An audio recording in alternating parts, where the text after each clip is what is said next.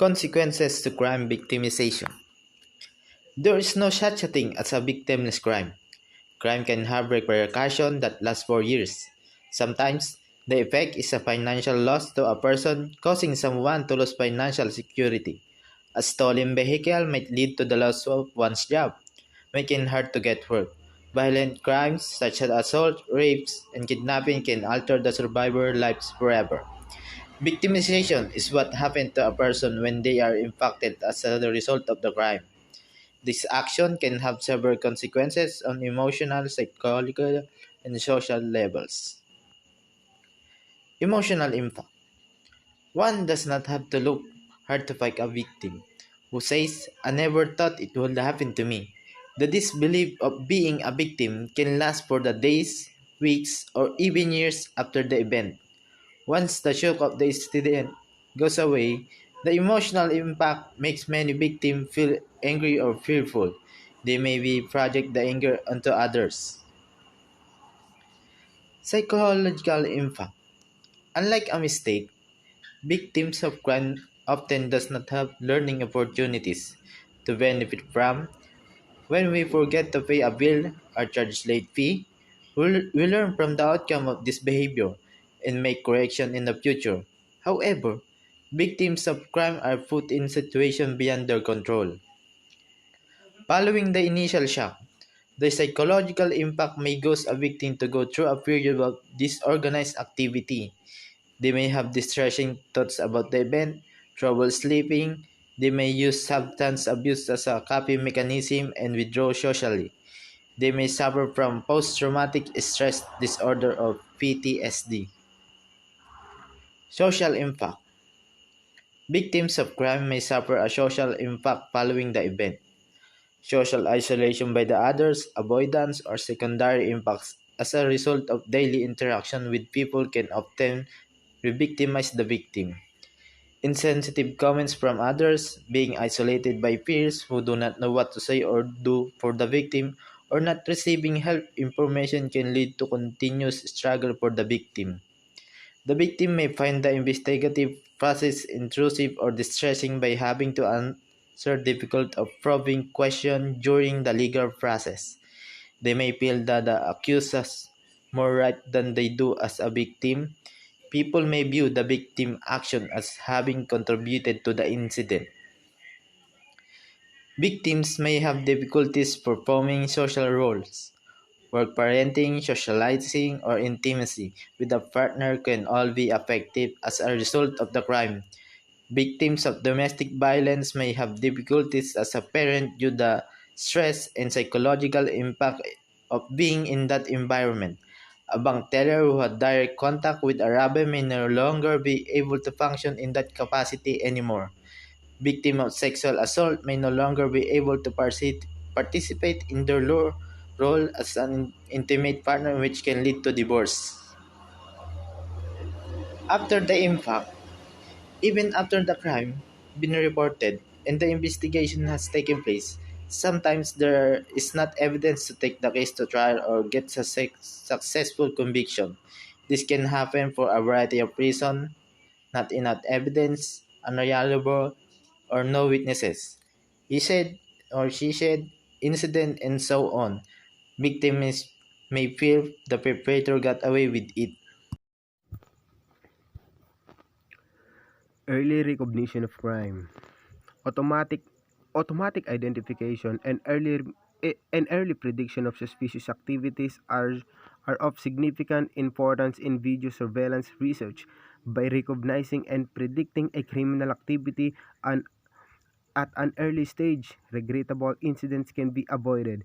Initially, an action recognition framework is developed for identifying the suspicious action using interest point based 2D and 3D features and transform based approaches. This is this is subsequent this is subsequently followed by a novel approach for predicting the predicting the suspicious action of crime prevention in real world scenario. The the prediction problem is formulated probabilistically. A novel approach that employs employs the mixture models for prediction is introduced. The developed system yield yield promising result for predicting the action in real time. Video surveillance is attracting much of the research attention since it since it is a crucial tool for protecting people and public property and finds most promising application in computer vision. The recent the recent act of terrorism have a ne- necessitated the vital need for well-organized surveillance of suspicious human behavior at important public places. Suspicious behavior in general incorporates an event that builds a disbelief or mistrust. This these events have a these events have to be reported for further critical examination. Currently, currently the surveillance camera are used extensively and the purpose of these cameras are primarily for security monitoring and identifying illegal actions and events. It is unfeasible for a human supervisor to inspect a huge volume of video recordings since security personnel are also required to manage other tasks such as access control, handling emergency calls, following up on fire alarms, radio communication control, and etc. Early recognition of crime defines malalaman ka agad kung anong klase ba yung krimen yung mangyayari sa senaryo na yon or sa oras na yon kasi ma-identify ka agad kung sino ba yung tao na yon or terrorist ba yon na makakapag-commit ng crime kasi nga sa early recognition of crime madami ng mga surveillance camera like mga CCTV or mga law enforcement unit na naka-deploy in that area. Malalaman na kaagad na merong isang suspicious people or a group na magko-commit ng crime, gagawa ng krimen or like na magpaplano para makapag-commit ng krimen. Kaya dito pa lang sa early recognition of crime, malalaman na kaagad. Automatic identification in early prediction of suspicious human activities. Doon pa lang from the beginning of this early recognition of crime, malalaman kaagad natin na and mapipredict kaagad na merong krimen na mangyayari.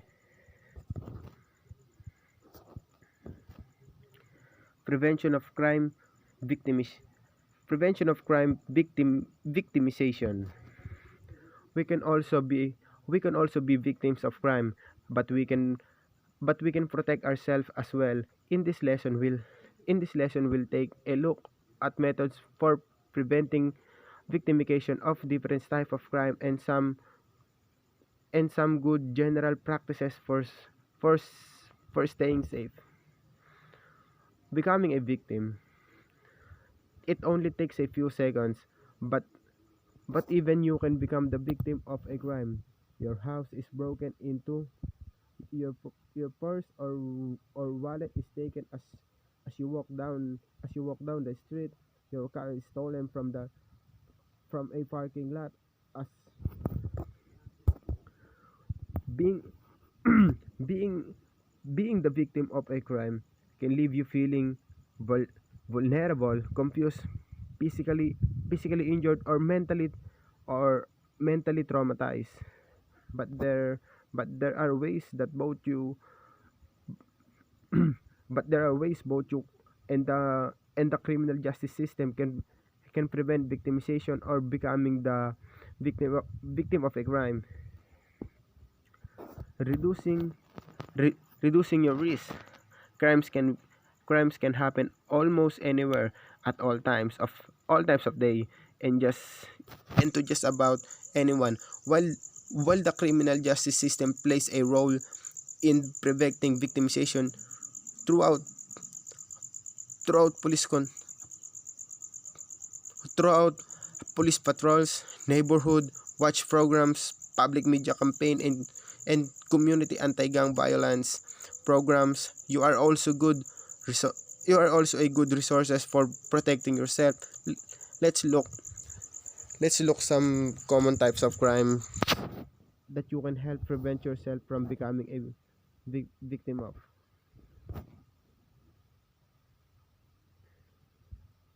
Different ways of recognizing threats and prevents violence.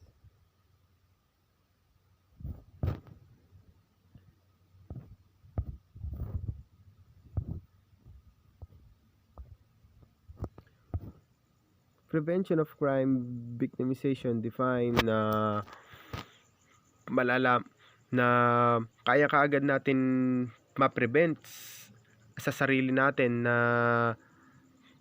map, na mapoprotektahan natin kaagad yung isang map, mapoprotektahan natin yung sarili natin sa isang krimen na pwedeng mangyari.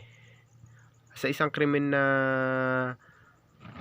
malapit na mangyari sa atin sa kung ano yun, sa may sitwasyon na yun, sa oras na yun, malalaman kaagad natin kung sakali man nakapag-practice tayo ng mga safety